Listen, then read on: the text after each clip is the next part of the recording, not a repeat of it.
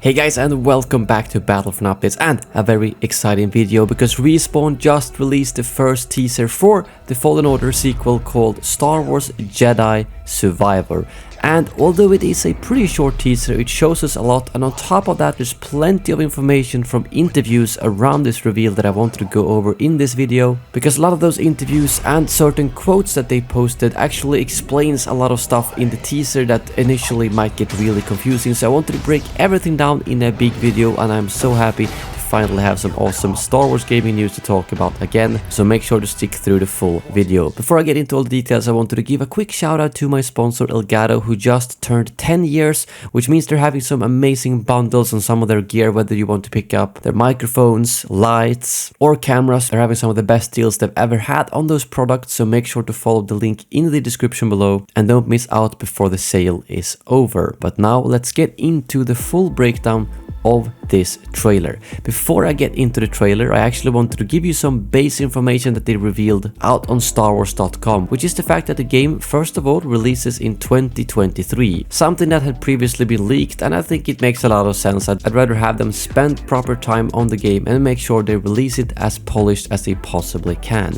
On top of that, the game actually takes place 5 years after the original game, which puts it in the same year as Kenobi, which could have some very interesting implications both in the game and maybe even in the Kenobi series if they were planning to reveal this game during the release of Kenobi. They could also have nothing to do with each other. I mean, it's a pretty big galaxy, to be honest, but I think it's too much of a coincidence. It is 19 years in between episode 3 and 4, and they decided to put both Kenobi and Star Wars Jedi Survivor to play out during the same year. On top of that, they confirmed that the game is not gonna be released on old gen consoles, so we're talking only PS5, PC and Xbox Series S/X, which I think is personally really good. And a lot of the quotes I'm gonna be pulling out during this video is from an interview with Stig Asmussen, who is the director both for the first game and for the second game. And he says that thanks to not limiting themselves to old tech, the biggest two things that they gain is that they can get so much better lighting, which includes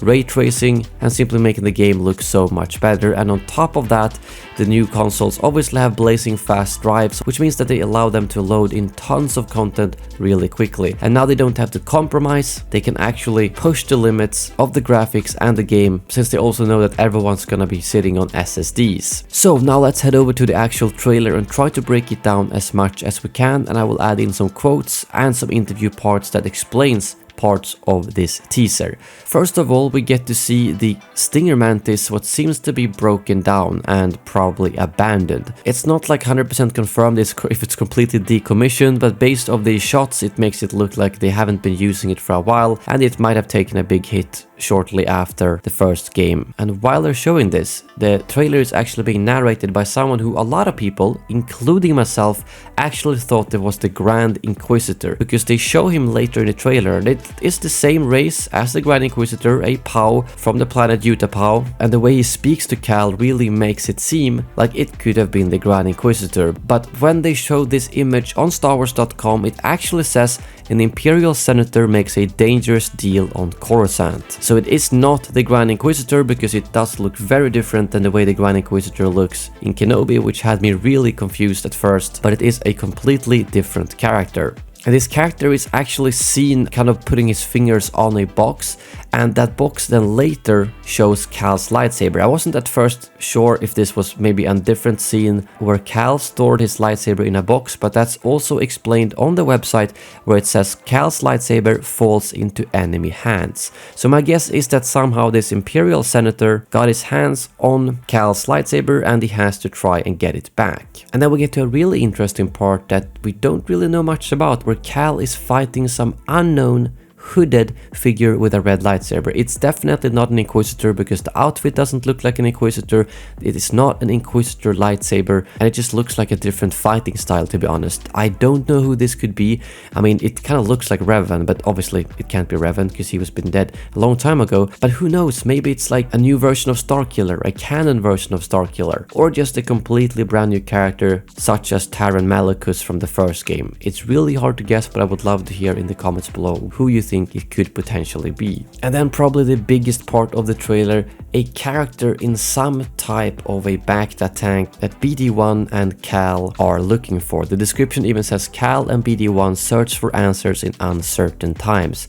And I have no idea who this character could be. There's a lot of theories. It could be a clone of Cal. It could be an old Jedi that has basically been like hibernation since Order 66. Because it kind of looks like the place this Bacta tank is in is almost abandoned and overgrown.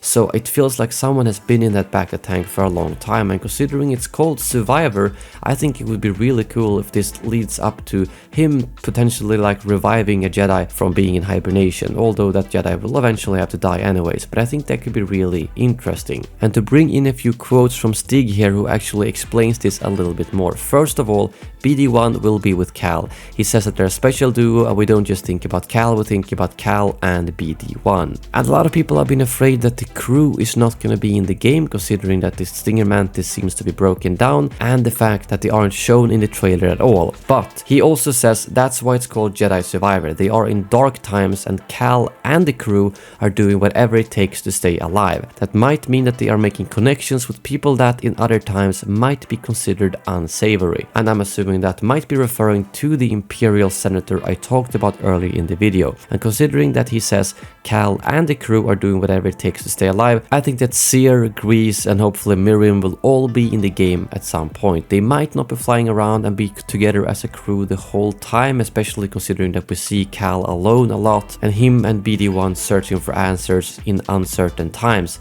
But I do still think the crew will be in the game, maybe just parts of the game, but I don't think we have to worry about all three of them just being completely gone. I think that would be very disappointing if that's the case. Lastly, I also wanted to mention a little bit about the things that they are planning to improve in the game, because obviously the first game was good, great actually, but there were things to improve, and he actually addresses that here, saying the points good and bad were fair, and those are the things we use to grow and build on the next game. Some of that comes down to like more stances for combat, or where we're going to go with the story, how Cal and the crew are going to evolve and grow, how we're going to approach the worlds and the levels in the game and expand them and make them more vibrant than they've been in the past. So I'm very glad that they are openly bringing that up during the first teaser, that they have heard the feedback and they are working to make it better, because apparently they have planned this game since even before the first one was out, or at least they had ideas for what they could do with the story. And honestly, if the game is just like the first game but with some improvements to the combat and some of the other concerns that people had, this could honestly turn out to be one of the best Star Wars games ever. And I think the setting during these dark and uncertain times makes the game very intriguing as well, and they showed some things in the trailer that I don't think we expected in terms of characters, the person in the Bacta tank and whoever that red lightsaber wielder was. Anyways, I would love to hear your theories in the comments below, because I know there's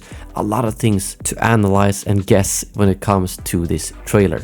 But I hope you guys enjoyed the video. If you want to stay up to date with all things Star Wars gaming, make sure to hit that subscribe button. Thank you very much for watching, and as always, may the Force be with you.